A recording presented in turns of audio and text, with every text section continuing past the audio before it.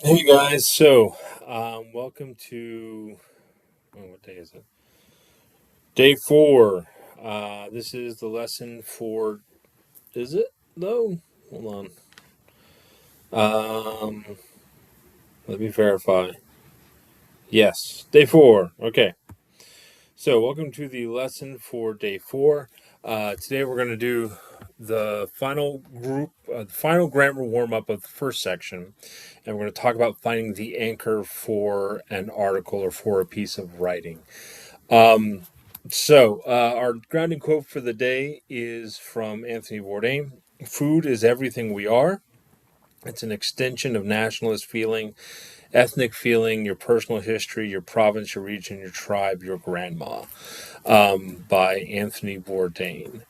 So, some announcements, academic advising. It is next week for you guys. Okay, tail end of the week, you're going to have a little bit more consistency in the sub um, moving forward. So I will inform the sub that you're going to have the same sub in theory for this week and for next week. So I'll inform them about the academic advising so that they know what to do and take you guys down to the College and Career Center. If for some reason that should change, please inform them and let them know. Vocab exercise, getting your first assignment. In theory, if all has worked out well, there should be physical copies of vocabulary exercise number 1 on the back table. So please get those. If for some reason those are not there, please shoot me an email and I will figure something out. Okay. You'll see that it's due on the same days that you are doing academic advising. You will be coming to the classroom. You're not going directly to College Career Center. You're going to come to the classroom and then you head down. So please turn them in when you do that, okay? And I will have someone retrieve those, all right? So, grammar warm up number 3. And again, this is a sentence diagram. We're just kind of taking steps forward. So far, we have dealt with compound subjects or compound verbs. Either or. Now we're going to deal with what does it mean when you're dealing with both, right? So, a sentence can have both compound subjects and a compound verb. The baseline is forked on both sides of the vertical line, as in this example. Now, remember that this vertical line here is the demarcation between your subject and your predicate. All right. So that's the big point. So you would have, one of your subjects here, a second subject, the conjunction here. If it is a correlative conjunction, you'd have one part on one side of the line and one part on the other side of the line. And then you would have your verbs on this side, okay? So, sorry. So for example, Lee and Juan watched and waited, okay?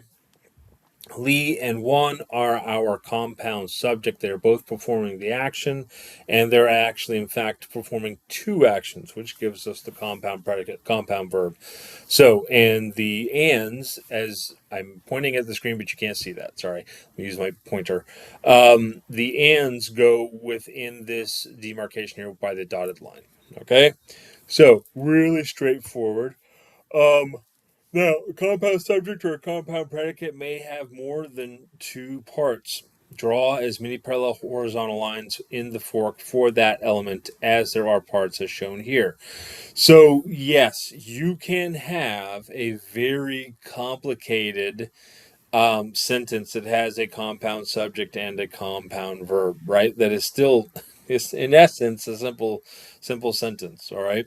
That doesn't necessarily use multiple clauses. You're actually still only having a single or a subject and a verb. Um, but in this case, I gotta be honest, as you're reading it, as you're writing it, you'll see some examples that'll get maybe not this complicated, but a few that edge on that. But for your writing, and that's the purpose here, is to help improve your writing. Unless you're writing for an academic style paper, this is just worrisome to read, right? So, in other words, for your food writing article, which we're going to talk about at the tail end of this lesson and into the next lesson, I would not expect to see sentences like this, right? In terms of, as a reader, if I'm reading a paragraph and it's full of this kind of thing, it's going to be exhausting to read. And your goal as a writer is to convey information effectively. That's not an effective way to do that. So, but for our purposes, where I want you to be able to break down sentences and see the examples, this is the kind of structure you can get up to. So we have Lee, Won, Sue, and Dorothy entered, watched, and waited. I mean, even this example, right? Like, who is actually going to write this? Not many people, right? So you are going to see some examples in these grammar, like in the grammar exercise you're going to get next week, and in some of these grammar practices that realistically, this is just for the purposes of this grammar. You're not actually going to write a sentence like this, right? At some point, you're going to say Lee and his friends, or they, did activities and all that kind of stuff. But so we've got our sentences here. Um, I am again pulling these from a preordained book, so they're kind of starting to mix the examples that have compound predicates or compound subjects or both. So, just for our purposes of practice, and again, you should always go over these on your own, just as a good practice. I'm going to do the third one here because it's closer to, um, uh, the example that we're actually doing. So we're going to come up here and we're going to, so let's take a look here. We have a question, right? So we're going to be looking at parallel structure for our compound, right? We've got Lewis, Matt, and we have compete or watch, plus we have a question. So this is going to be a fairly complicated one, and I'm sure I will totally get it right on the first try. All right, so compound, I know for a fact I'm going to start with my vertical line, which is my demarcation between my subject and my predicate. I know that I have two subjects. I've got Will, Lewis, or you. I've got three. Sorry, as I'm reading the examples now. So I've got three, and I've already messed it up. I have already messed her up, right? I have not actually set myself the triangle with the dotted line. So let's try that one more time. Will Lewis, Matt, or you compete or watch? All right, so let's do our line of demarcation. All right. I know that I'm going to be going like this, and that is awful, but that's okay. Do my dotted line so I have for my conjunction. And then I'm going to have 1, 2, 3. Compete or watch. I know that I have 2. So we'll go here and here.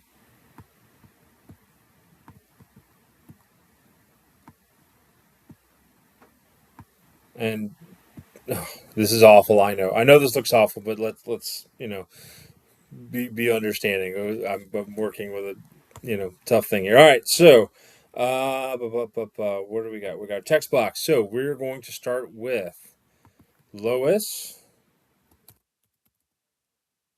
Matt, Matt, you. Nope. There we go. That's awful. Cool. We're going to go or. How did we do this last time? It was a box, right? When I click on it. Oh, really? When I thought I clicked on it? No, not that one. So text tool. There we go. All right.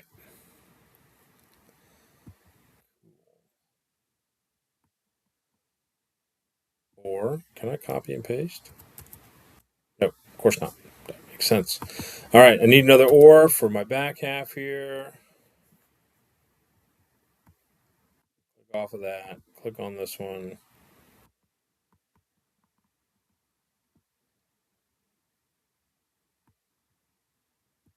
Go. Now, remember, we have an interrogative, right? Will Lois, Matt, or you compete or watch? So I need to put will back here, and I'm realizing that I'm uncertain with a compound if this goes at the first one or down here. I will find a way to look that up and inform you before I close out this video. Yeah. All right. So, will Lois, Matt, or you compete or watch? All right. That is the sentence. You notice I did again. We kept the capitalization exactly as it is. So you'll notice in this sentence, it can be kind of confusing because the name of the person is Will, or the Lois and Matt are names. Will can be a name, but in this case is not. I probably wouldn't throw a sentence at you that's like this. These are pre-done examples. I'm trying to stay true to the lessons, all right? But we have a compound sentence, or a sentence that has a compound subject and a compound predicate and inverted order. It has an interrogative there, okay? Easy peasy. All right, let's clear all that. And I should check to find out something. Give me just a second. So I've attempted to find out if I had set that up correctly. And near as I can tell, essentially it kind of solves itself because most sentences aren't written this way. The inverted order really kind of gets pulled into more complicated structures as we move forward, which you guys will see. Right now, we're still keeping things kind of simple. So I will try not to have inverted order with compound, but there might already be one on the grammar exercise because it's already built. So make sure that your question, your interrogative from the inverted order is on the second half, and go ahead and for right now, for our purposes, put it with the first part of your compound verb, and you should be okay. All right. All right. No, I don't want to type. Okay. So I gotta go just back to here. All right. So, complete subject of a sentence consists of the simple subject and all the words that modify it. The complete predicate consists of the simple predicate or verb and all the words that modify or complete its meaning. To diagram a sentence, begin by identifying and diagramming its verb and its simple subject. Be sure to locate all parts of compound subjects and compound verbs. All other words of the compound subject and compound predicate are added to the diagram later. So, in other words, we are focused in this next example on just the compound subject and the compound predicate. All right. The sentence structures have been fairly simple in our examples, and we're going to be focusing in it, even though we're going to get a sentence that has more than just the verbs and the subjects. I'm only going to be focused on that, okay? Because it's going to include some types of words and phrasings that we haven't diagrammed yet. So, in other words, in example below, all words to the left of the vertical bar are the complete subject, and those to the right are the complete predicate. The underlined words are the simple subject and the verb. So we are keeping with the underlined words are the simple subject. The words aren't underlined. Should I underline them? We're going to leave it like that. The underlined words are the simple subject and the verb. I feel like I messed up the example somehow when I brought it over. So we're going to fix this. The underlined words are the simple subject and the verb. All right, let's underline them. Let's make this a correct example, shall we? All right.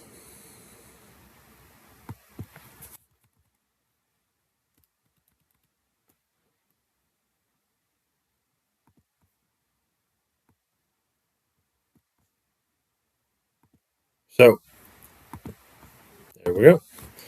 All right. George, in excellent physical condition, ran the fastest of all and won. So this is our subject. Our complete subject would be George in excellent physical condition. But we're focused on the simple subject at the moment, which would be George. Ran the fastest of all and won is our complete predicate. But we're focused on the simple verb, which would be ran and won. All right, we have a compound verb, still simple. Okay, so that's what we're looking for in these next two examples. All right, the judge, the referees, and the guards at the meet have volunteered their time. So you notice we don't have the in here. We just have so we don't have an article. We have judges, referees, and guards at the meet. We're not using the location. We're just keeping it to the simple subject. Have volunteered their time. They have volunteered. All right. We're not worried about the thing that they have volunteered. It's simply have volunteered. All right. So in these examples, we're keeping it very simple. So we'll just do the first one here. Both snow and rain were falling at the same time. Okay. So grab my line. Snow and rain. So I have a compound subject. Were falling at the same time. So both snow and rain. Where's my pen? All right. We have a vertical line. We have a compound subject. So I'm going to go ahead and do, and I just realized I'm doing that wrong. So this, there we go. And we're going to do a dotted line, a little bit better this time. There we go. Now we're not worried about both. We have snow and we have rain. Okay, and then we're falling at the same time.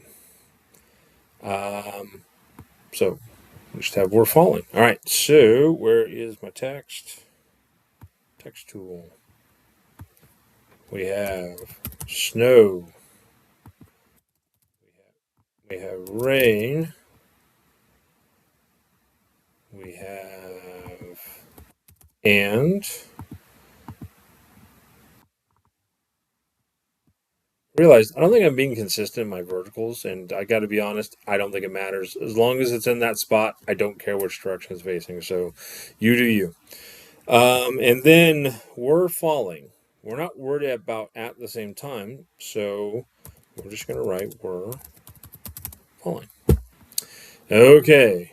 Ta-da. So snow and rain were falling. If I was worried about the complete, I would do both snow and rain, but we're not there yet. And we are going to get there. Some of the future ones get kind of complicated. I'll have to pick at which point we follow this all the way to. So there we go. All right. That is essentially what we're looking for in these. All right. So before we talk vocabulary, all right, this was the last grammar warm up. Okay, so this is grammar warm up number 3. Next lesson, which you guys will get. I totally know the schedule. All right. Okay, so you guys should be in class on Thursday. You will be in class again on Monday.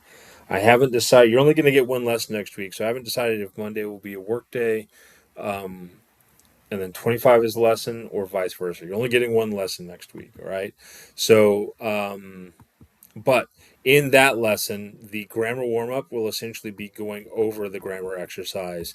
And like I said, next week, next lessons, day 5's discussion board will be an opportunity for you guys to ask questions. That's the whole discussion board that day will be asking questions, and I can answer those questions if you have any. You won't be required to ask questions. Okay. All right. So devoting an entire warm up time to that. All right. So vocab.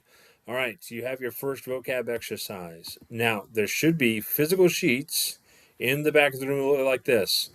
I'm trying to make this fun. I really am. So it's a word search, okay? Um, So what you have to do, you find the words. All right. So essentially, it's 5 points for the word search and completing it correctly, and then each of these is worth a point. So it makes it 20 points. Okay. You have 15 words.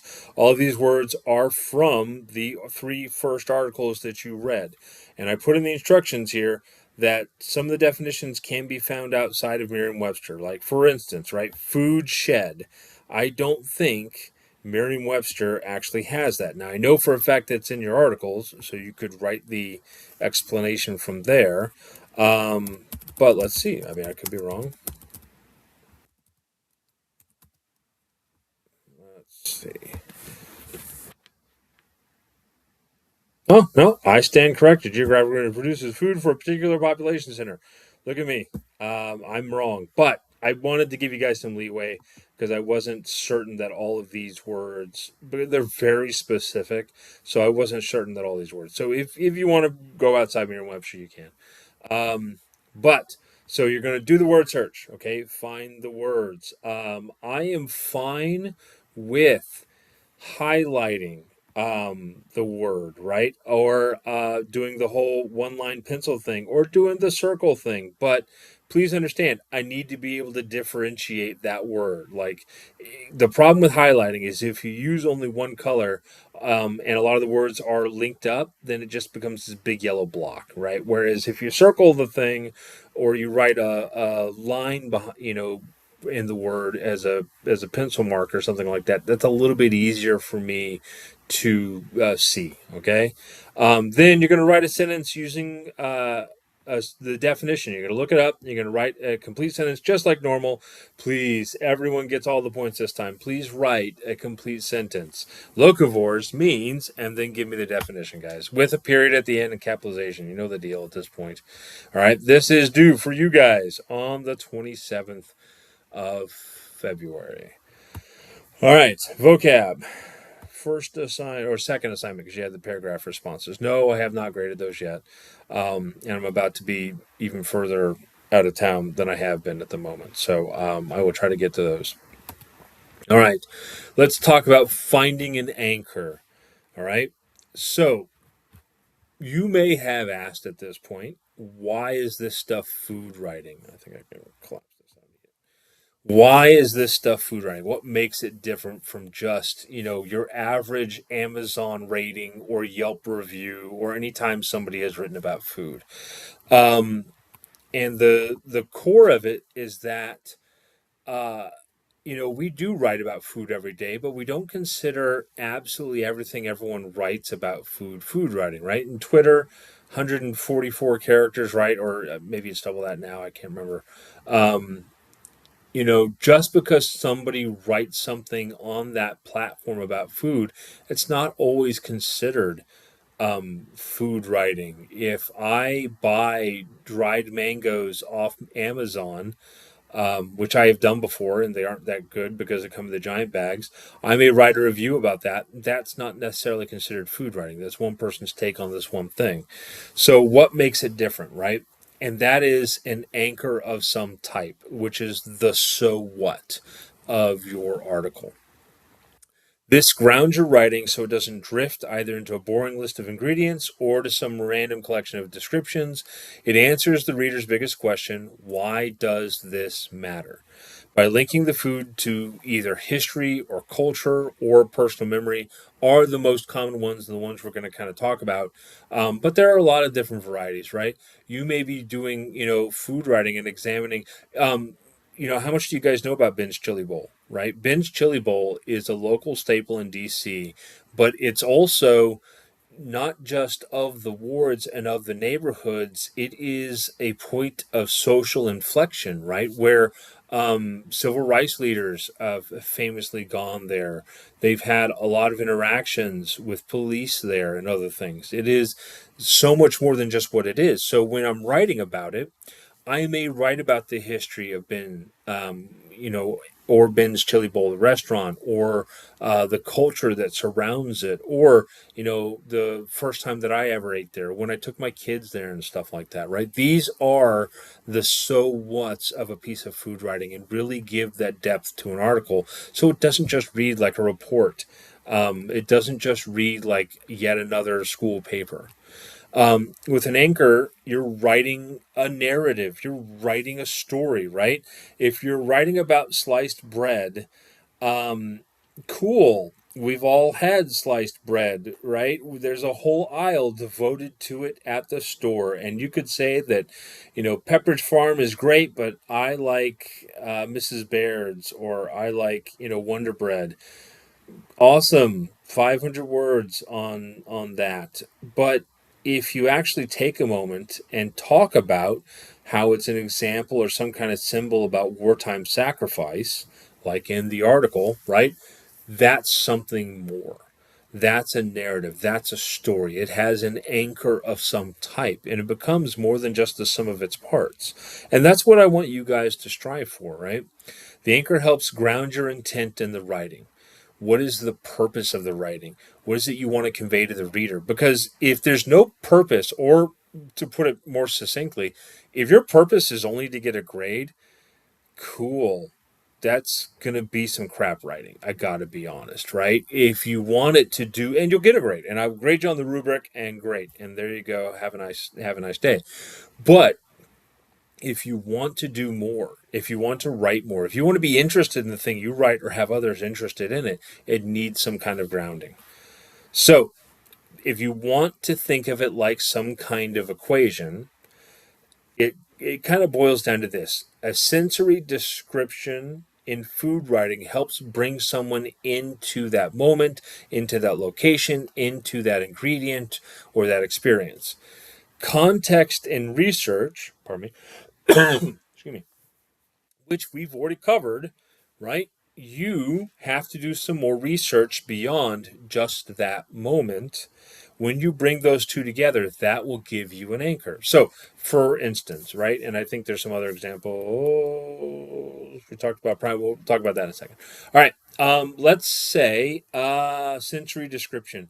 I like making ramen for my family, right? Ramen is a dish that has been interpreted so many different ways, and the definition of what ramen is has also gotten very blurry and fuzzy.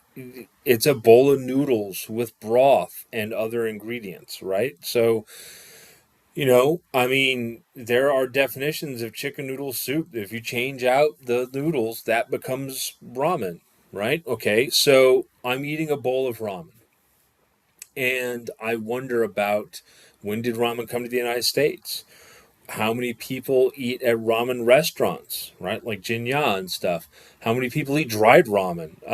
How big is the aisle at H Mart for ramen, right? And it's a massive aisle for the pre-dried noodles and stuff. And then on the opposite side, at the H Mart by me is the fresh noodles, which you can also use, right? So there's not just one type. And any one of these things that I might research to learn more about, to convey a better article about, together the description of the ramen, the slurp of the noodles, how runny is the egg that's in it, what kind of protein is in there or does it not? Does it have corn or not? Is there chili in there? Do I add anything to my ramen? That's all sensory. Context and research is, how long have has this brand of noodles been available? When was the first time I ever had ramen? Do I have a family connection to it in any way? Do my kids like ramen, or have I tried to introduce it and they don't like it? Sorry, that's more sensory, but there's still no. That's context. I would say that's context and research. So those two things together would come together to create that anchor. All right, so that's what I'm looking for. Now, last class we talked about the bandwagon fallacy, and I mentioned Prime Energy. Okay, so here's a moment. How many of you are familiar with Prime Energy drink? I don't even know if it's still available. I would assume that it still has a footprint on shelf stores of some fashion, right? Some of you probably knew what Prime Energy was, or recognized the bottle, or had, at least if you hadn't had it, you'd seen it on store shelves at some point. Some of you know the whole narrative behind it, and some of you may not. So let's learn a little bit about Prime Energy.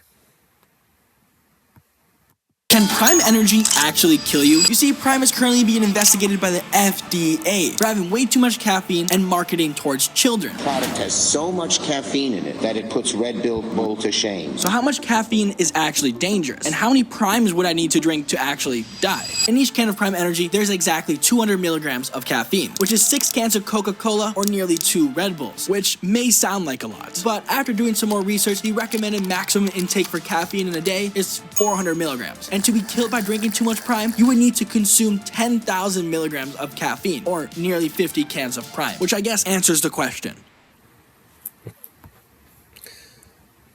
Nope. Come on. You think I would learn after a while that I always need to put this up there, because I think it's happened every single time I've had a video, right?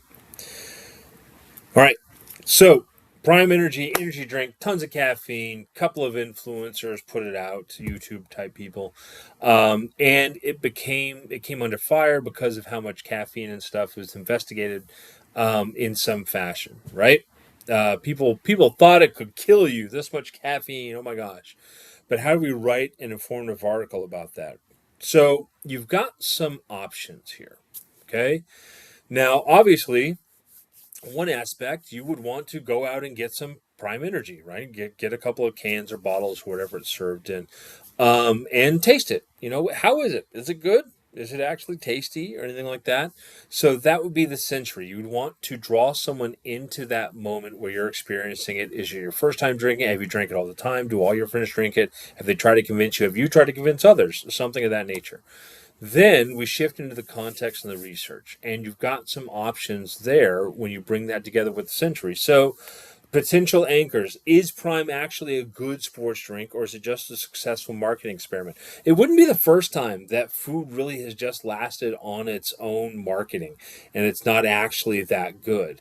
How did two YouTubers, Logan Paul and KSI, disrupt a multi-billion-dollar industry in 12 months? Right? I remember the advertising campaigns and stuff, and people shifting to it, because we're talking about a time when the term celebrity is changing and what it is. And I think it's interesting that we use the term influencer, and often an influencer is a separate designation than celebrity, because there's been celebrity endorsements and celebrity products for decades, right?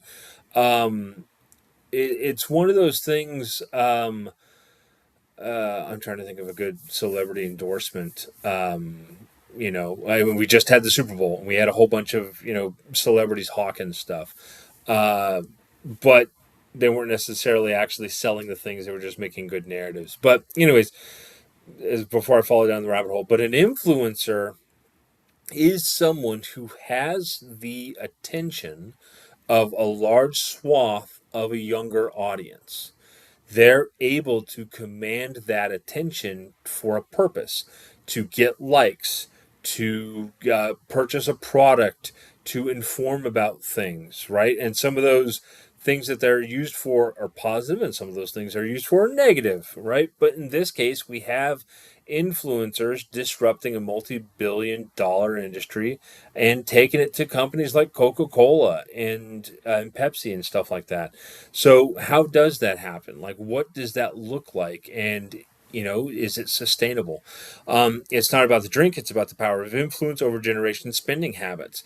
The most powerful thing about the energy drink isn't the energy drink. It's the fact that how many people watch these videos of Logan Paul and KSI, and how they can get their attention and have them go, spend, their money on whatever the heck they want them to.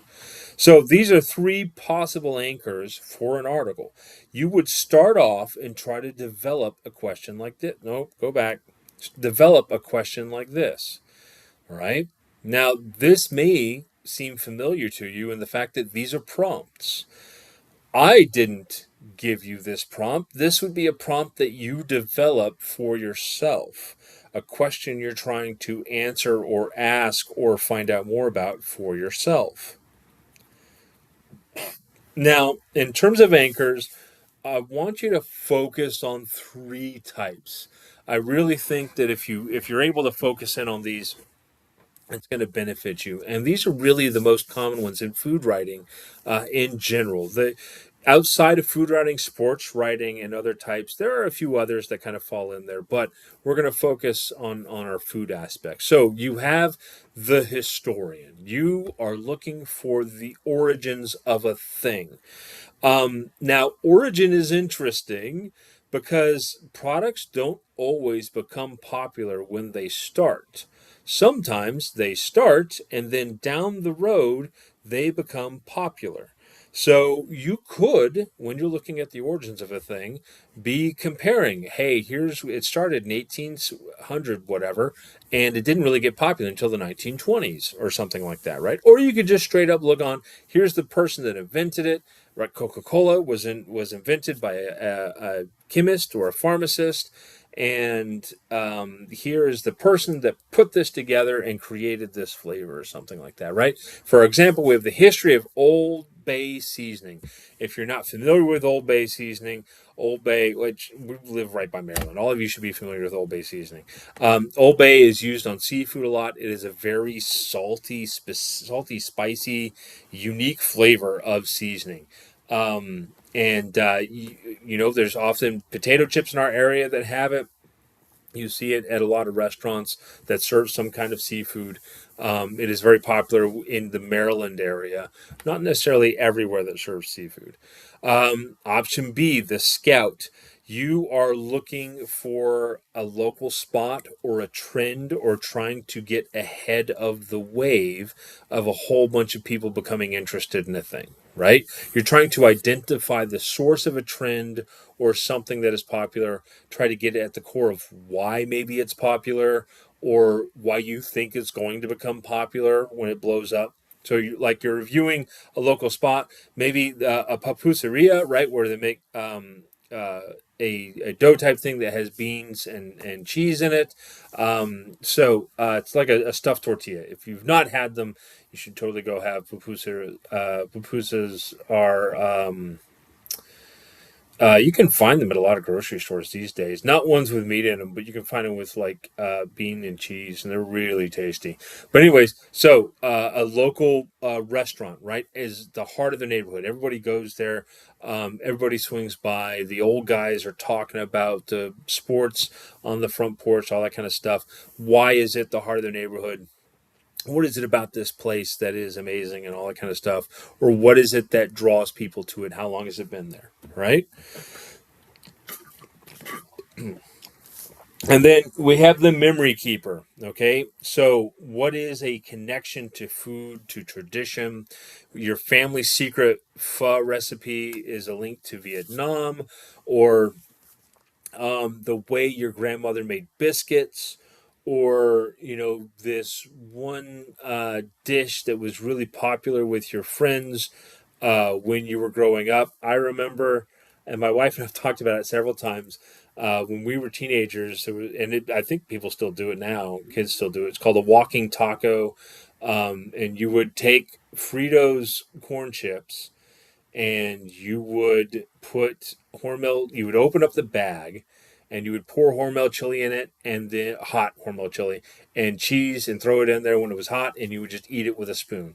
It was called a walking taco. I don't know why it's called a walking taco. It's not really taco-ish, but that's this strange tradition. I could write a whole article about that. From my youth and the people who ate that, and maybe I go and try it again, right? And I haven't had it in a long time.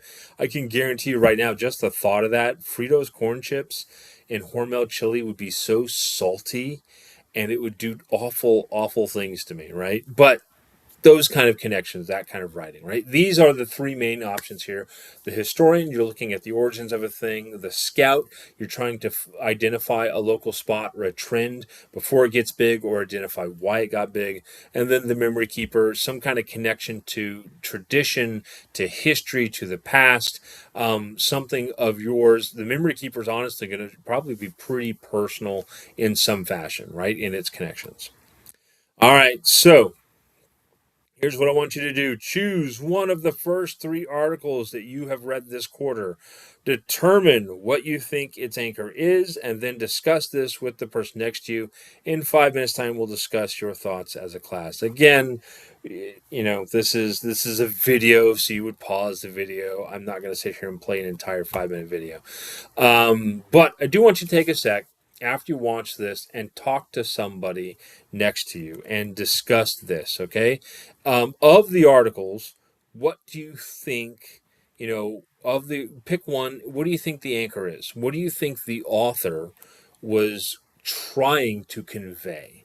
Right? If you had to distill it down into some concept of a thesis or a core question, what would that be? And an anchor can take either direction. That can be in the form of a thesis, or it can be in the form of a core question that they're trying to seek out and answer. All right, now this quarter you will be writing a 500-word article on a topic about food of your choice. By next class, you need to come up with your pitch. All right, what is your pitch? A pitch is trying to convince someone to let you do a thing, right? Sometimes a pitch is you're trying to sell somebody on an idea. Sometimes a pitch is you're trying to win them over to your side of the argument. Here, you're trying to pitch me on the idea of what your food article is going to be. All right. If you were working for a magazine, I'd be your editor, and you're trying to convince me that your time is well spent on whatever project you want so that I can, publish it and you can earn money for it, that kind of thing. So in Schoology, in the digital message board, you'll submit your elevator pitch. You need to have 3 things in your pitch. Realistically, it should be more than a single sentence. Okay. What is your working title? What is the category you're going to be going after? Are you going to be a historian? Are you going to be scout, memory keeper, right? And then the anchor. What is the one sentence explaining why this food is important beyond just being tasty? All right. It needs to be more. I love Twinkies and I want to write 500 words on Twinkies. Not good enough. Okay. I need more, right? I want to write about when Twinkies went off the shelves and how people lost their damn minds about it. Cool. Okay. That's a thing, right? So that's what I want. I want, say, 3 sentences, elevator pitch. Okay. But where is the thing? So you're going to see this in the discussion board section. Activities? Yeah, activities. All right. Discussion A. There's going to be no discussion 2 this time. Okay. So discussion A. You come right in here, and you're going to post what you think. All right, fairly straightforward.